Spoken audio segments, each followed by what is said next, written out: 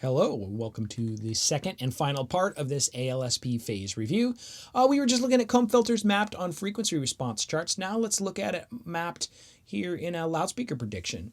You got two loudspeakers and they're very, very close together. I've lost my mouse. There we go.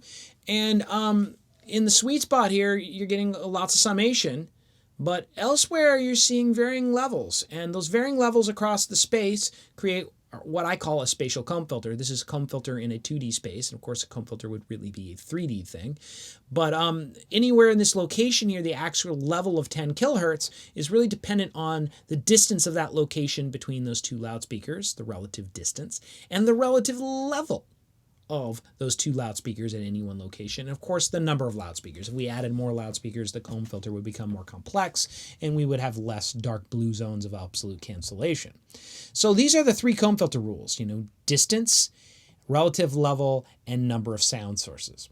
Let's deploy them. Let's kind of look at these rules and how they affect spatial comb filter. Position A is right on axis. This gentleman is in the sweet spot, the power alley, whatever you want to call it, and equal level, equal time to these two speakers at 10 kilohertz. So he sees plus 6 dB of summation, no comb filter, very happy. His sister is sitting in position B. In position B, his sister is not very happy. She really likes 10 kilohertz, and she is not hearing 10 kilohertz because the relative level between the two speakers in her ear at location B is a half cycle late or 180 degrees out of phase or half a time around the phase wheel, so she sees complete cancellation. Luckily, her little kid, he's sitting at C, and C is, C is 360 degrees offset. So we've moved just enough here that this speaker and that speaker are 360 degrees out of phase at 10 kilohertz, and that creates a summation of plus 6 dB. So we're starting to see the peak and the valley and the peak of the comb filter. And of course, see, this little kid's really happy with that arrival and that frequency response. When we get to D, though, something interesting happens. We start seeing the effect of the second rule of comb filtering. The path link here, of course, is different. And it's, 540 degrees out of phase? It's 360 plus 180. It's a cycle and a half out of phase. So it's a cancellation zone for D. But the cancellation is not as bad as what B was experiencing in the dark blue. It's a lighter colored blue. And that's a really interesting thing that's happening here. The second rule of comb filtering is that they are not at, D is not hearing these speakers at equal level. D is hearing a greater amount of this speaker compared to that speaker. So that's kind of softening the comb filter, the second rule of combing. And of course, we can continue going around this wheel and getting more out of phase. This location is going to see even a greater amount of phase. We've gone around again, a whole cycle, and we're at the 180 degree cancellation spot. But the cancellation is not as severe. It's green now because, of course, we're not at equal level. And we can continue this process. Now, this is one frequency. This is 10 kilohertz. If we go down to 5 kilohertz is going to be lower in frequency.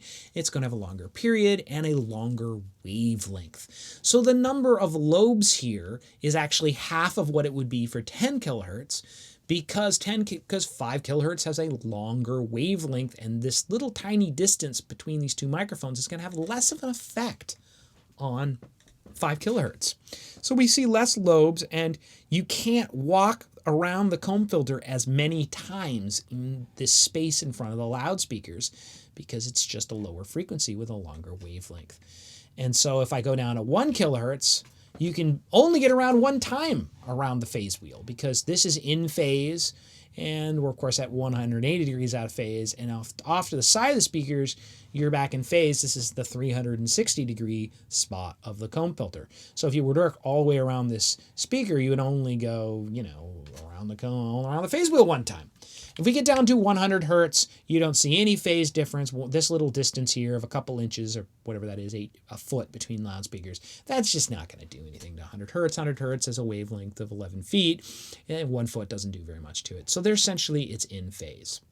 Okay, so this is a polar plot, and it's showing one frequency, and over a lot of space, we would like to see frequency response plots. We would like to see the comb filter mapped and what it actually looks like in frequency response. In order to do that, we got to drop measurement microphones in.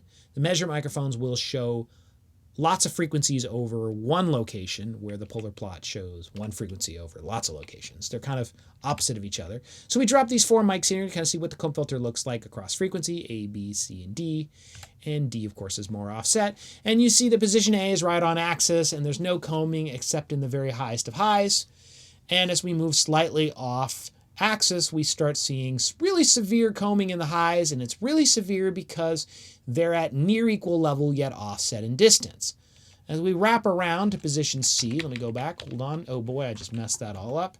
As we wrap around here, wrap around the wheel, of course, we're going to get more and more offset in distance, but we're going to get less equal in level, and that's what's happening here. You're seeing a comb filter stretching lower in frequency. And this is, of course, the first rule of combing, which says that the greater the offset distance, the lower the comb filter is. So you can really see that here.